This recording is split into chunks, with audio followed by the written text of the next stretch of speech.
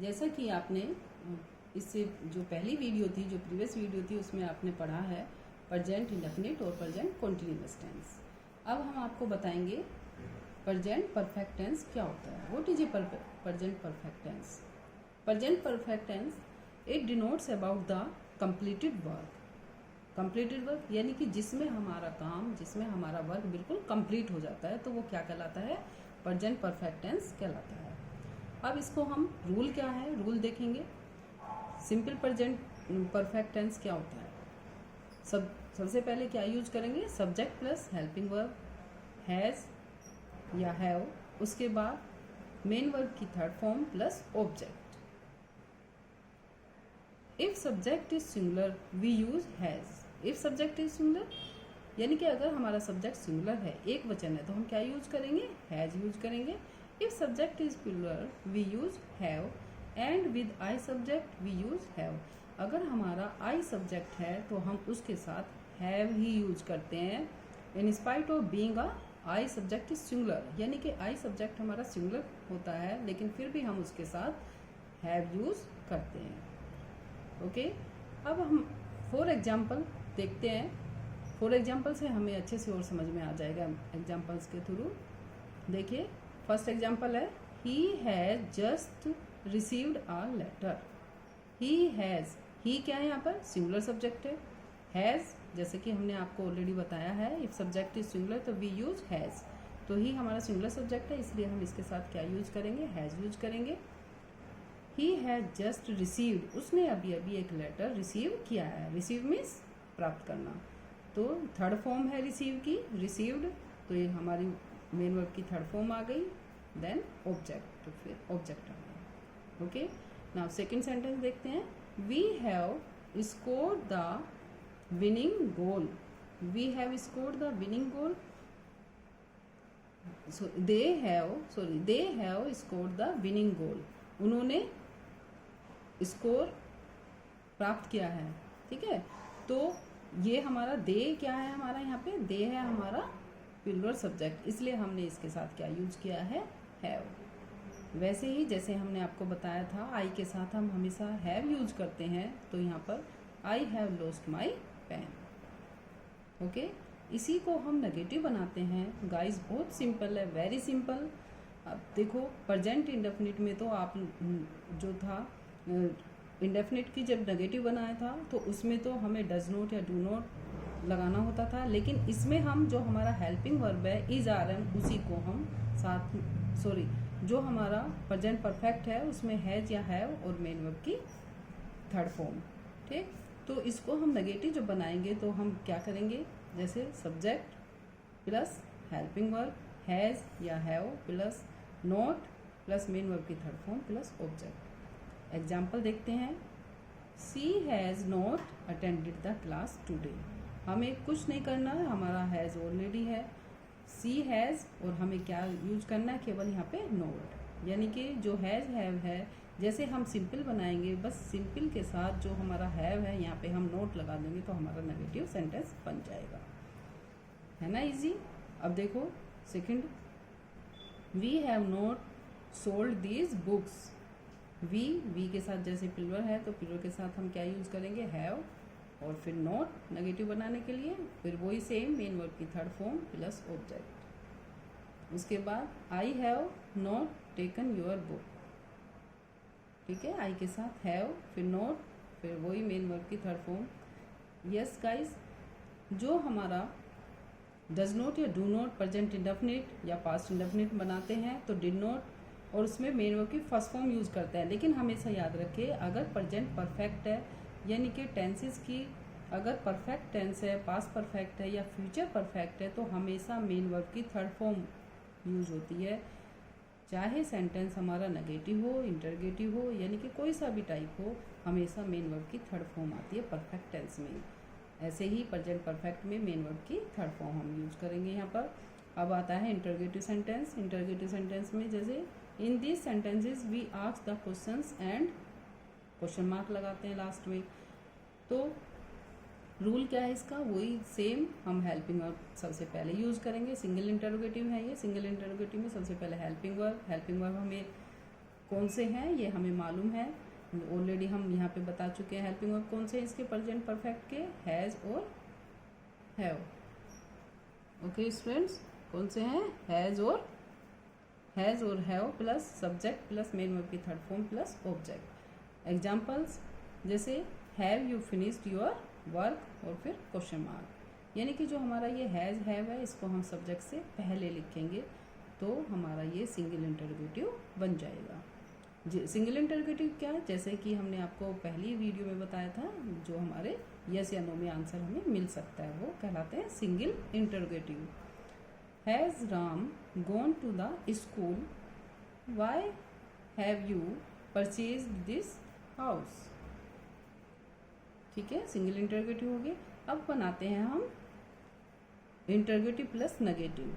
Interrogative plus negative बनाने के लिए हम क्या करेंगे, has she not won the first prize, यानी कि जो हमारा हैज़ है फिर सब्जेक्ट है, उसके बाद ठीक सब्जेक्ट के बाद हम नोट लगा देंगे तो हमारा क्या बन गया, इंटरोगेटिव नेगेटिव सेंटेंस। इसी को गाइज अगर हम डबल इंटरोगेटिव बनाएंगे तो क्या करेंगे, ये जो WH फैमिली है इसको हम पहले यहाँ पे यूज कर देंगे। किसके पहले, हैज़ हैव से पहले। कैसे, अभी मैं आपको बताती हूँ। जैसे आपने ये बनाया है double interrogative, Y have you purchase this book. Okay, आपने ये दिस हाउस, ये हाउस आपने क्यों खरीदा है। अगर इसको डबल इंटरोगेटिव नेगेटिव बनाने लगे तो हम क्या करेंगे, वाई हैव यू नोट, केवल इस सब्जेक्ट के बाद हम क्या यूज कर देंगे यहाँ पे, नोट परचेज दिस हाउस, तो हमारा ये डबल इंटरोगेटिव नेगेटिव बन जाएगा। ओके गाइज, होप आपको ये परफेक्ट टेंस समझ में आ गया होगा। अब हम बताते हैं आपको present perfect continuous tense. Present perfect continuous, जैसा कि जो प्रेजेंट कॉन्टिन्यूअस में क्या होता है, कंटिन्यूअसली वर्क चलता रहता है, लगातार वर्क होता रहता है, वैसे ही प्रेजेंट परफेक्ट में कंटिन्यूअसली वर्क होता है। लेकिन इसमें एक चेंज है, क्या, इसमें हम टाइम दिया होता है, टाइम अनसर्टेन टाइम और सर्टेन टाइम। जैसे it denotes about an action which begin in the past but it is still going on, यानी कि पास्ट में तो शुरू हुआ लेकिन वो लगातार चलता रहता है। यानी कि पास्ट मीन्स हियर, यानी कि जैसे हम कहते हैं ना, हम काम कर रहे हैं यानी कि लगातार हमारा काम चल रहा है। कब से शुरू हुआ, पास्ट में, पहले से लगातार कंटिन्यूअसली चल रहा है हमारा वर्क, स्टॉप नहीं है। और इसमें टाइम, गिवन टाइम आल्सो, और इसमें समय दिया होता है। अभी आप एग्जाम्पल और रूल देखोगे तो आपको समझ में आ जाएगा। Simple sentence, present perfect continuous के सिंपल सेंटेंस कैसे बनते हैं उसका रूल देखिए। सबसे पहले subject plus helping verb. Helping verb कौन से होते हैं इसके, हैज़ बीन या have been plus main verb की फर्स्ट फॉर्म में ING प्लस ऑब्जेक्ट, और फिर सर्टेन या अनसर्टेन टाइम के लिए क्या यूज करेंगे, सिंस और फॉर। इसकी हिंदी में वैसे हम करें तो हिंदी होती है इसकी सिंस और फॉर की से। जैसे एग्जाम्पल देखेंगे तो हमें क्लियर हो जाएगा। For example, she has been reading a book for 2 hours। She has been reading a book for 2 hours, वह 2 घंटे से एक किताब पढ़ रही है। नेक्स्ट सेंटेंस है, we have been playing the football since morning. अब देखो हमारा ये अनसर्टेन टाइम था, 2 घंटे, कौन से 2 घंटे से, वी डोंट नो। ऐसे ही, लेकिन अगर हम कहते हैं सिंस मॉर्निंग का मतलब क्या है, यानी कि आज सुबह से हम खेल रहे हैं, तो ये हमारा सर्टेन टाइम। जब सर्टेन टाइम होता है तो हम सिंस यूज करते हैं। ऐसे ही, I have been working in this firm for 2 months। Firm कोई भी कंपनी हो सकती है, तो हम इस संस्था में काम कर रहे हैं। कब से काम कर रहा हूँ मैं, 2 महीने से, फॉर 2 months। अब कौन से 2 महीने से, नॉट क्लियर। तो जब क्लियर नहीं होता, टाइम फिक्स नहीं होता, तो उसको हम फॉर यूज करते हैं, सिंस नहीं। ओके गाइज, जैसा कि since is used with A point of time. Point of time वही जो मैंने आपको बताया, पॉइंट ऑफ टाइम का मतलब है, जैसे सिंस मॉर्निंग, 4 बजे से 5 बजे से या सोमवार से, इस तरह से, या 1920 से या 1919 से, इस तरह से, यानी कि जो हमारा फिक्स टाइम होता है। Perfect time, certain time, for example since morning, since Monday, since 5th May, since 4 o'clock, since 2012 etc। इस तरह से जब हमारे पास ये फिक्स टाइम होता है, सर्टेन टाइम होता है, तो हम सिंस यूज करते हैं। और फॉर कहाँ पे यूज होता है? For is use with a period of time. For example 2 months, for 3 hours, for many years, for 2 days etc। आपको डिफरेंस समझ में आया गाइज? यानी कि हमारा ये फिक्स टाइम है, लेकिन ये फिक्स टाइम नहीं है, ये अनसर्टेन टाइम है, अनफिक्स है, इसलिए हम फॉर यूज करेंगे यहाँ पे। ओके, जैसा कि आप एग्जाम्पल देखेंगे तो आपको समझ में आ गए होंगे। अब आता है नेगेटिव। नेगेटिव में हम बनाने के लिए क्या करेंगे? सबसे पहले रूल देखेंगे, subject plus has not been या हैव नॉट बीन, यानी कि हमारा जो हैज़ बीन है इसके बीच में हमें नोट यूज करना है। और फिर वही सेम मेन वर्ब की फर्स्ट फॉर्म ING, ऑब्जेक्ट और प्लस सिंस या for. For example he has not been reading for 2 hours,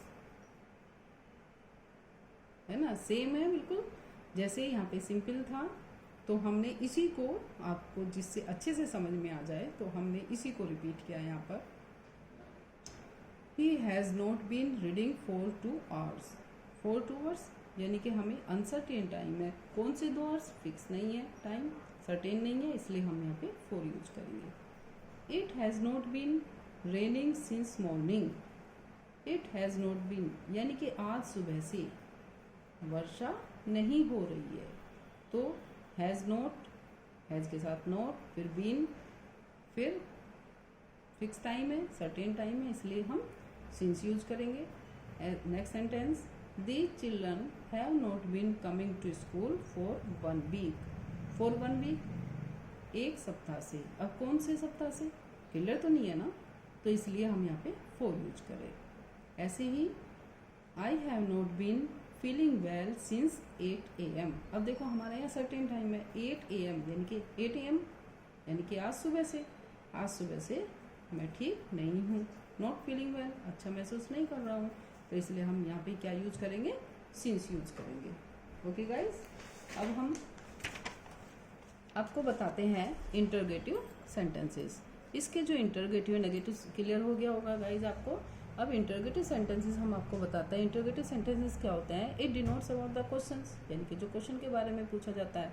rule क्या है इसका?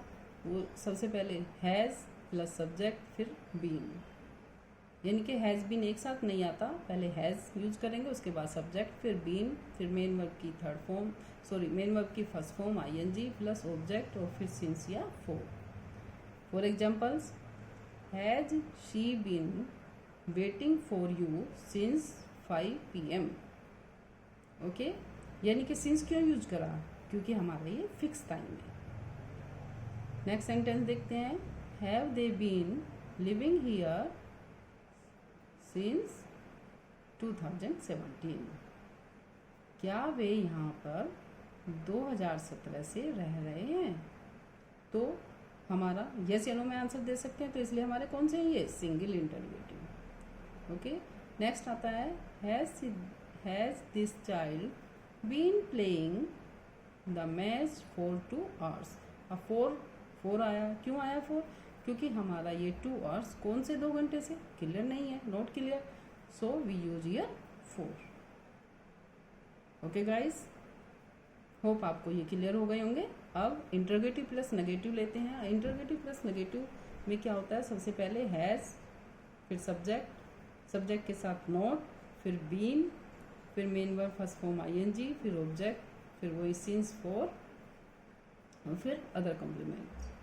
फॉर एग्जाम्पल देखते हैं, has she not been reading for 1 hour, have they not been working in this farm since 2015। Okay, ये कौन से हैं? Single interrogative plus negative. अगर हम डबल इंटरोगेटिव नेगेटिव बनाने लगे तो हमें डबल इंटरोगेटिव, जैसा कि मैंने आपको परफेक्ट टेंस में ही बताया डबल इंटरोगेटिव कैसे बनाते हैं, WH फैमिली वर्ड को हम पहले यूज कर देंगे। किससे पहले? जो हमारा ये हेल्पिंग वर्ब है, इस हेल्पिंग वर्ब से हम इसको पहले लगा देंगे, तो हमारा क्या बन जाएगा? Double interrogative. Why have you not been watching TV for 2 hours? For 2 hours, for क्यों यूज किया? सिंस क्यों नहीं यूज हुआ? क्योंकि यहाँ पे हमारा सर्टेन टाइम नहीं है, इसलिए हम यहाँ पे क्या यूज करेंगे? for। Okay guys, now thank you guys. अब नेक्स्ट वीडियो में बताएंगे आपको, हमारा प्रेजेंट क्लियर हो गया, अब हम आपको नेक्स्ट वीडियो में बताएंगे पास्ट टेंस के बारे में।